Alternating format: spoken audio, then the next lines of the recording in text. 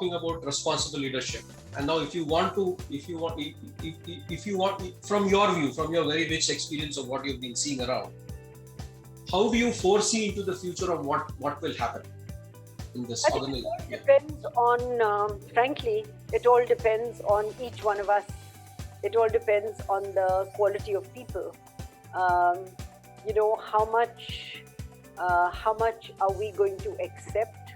How much are we going to push back on? How we will behave in the context of our own organization. So again, rather than be theoretical, let me talk about two examples which are well known out there in the open. They happen to be from outside of India, but we've got plenty of examples in India as well. So take a very highly regarded company or brand like Volkswagen. The number 2 global brand in the world after Toyota. And what did Volkswagen do? They were smart enough to create a car that was smart enough to figure out whether it was being tested or it was being driven. And it emitted a different emission profile when it was being tested, which was within the limits, and a very different profile when it was being driven, which is outside of the limits. Now, somebody in that organization or some bodies in that organization were obviously aware of it and took the decision saying that it's okay. Now, I think several of us, there are many people on this call who are in responsible positions who will be called enough to make these decisions. I think we have to stop and ask ourselves, if I was in that place, what would I have done? And I think at the end of the day, it all boils down to a particular individual.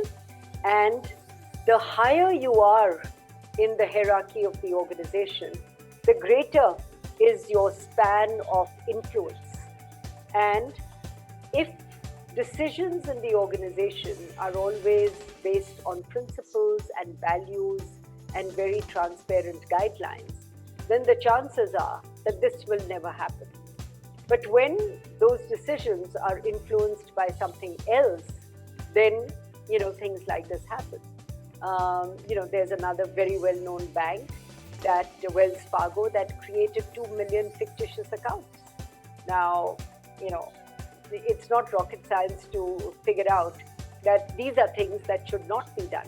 So the question is, there is something that is driving this behavior. Now, I don't want to say that this only happens overseas. A lot of it, in fact, more of it probably happens here. We keep talking about corruption in the system, etc., etc.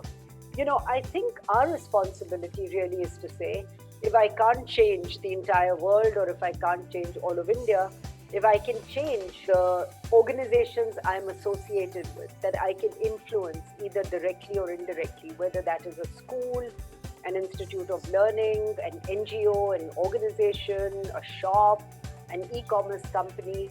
If everybody did their bit, then the bigger picture would take care of itself.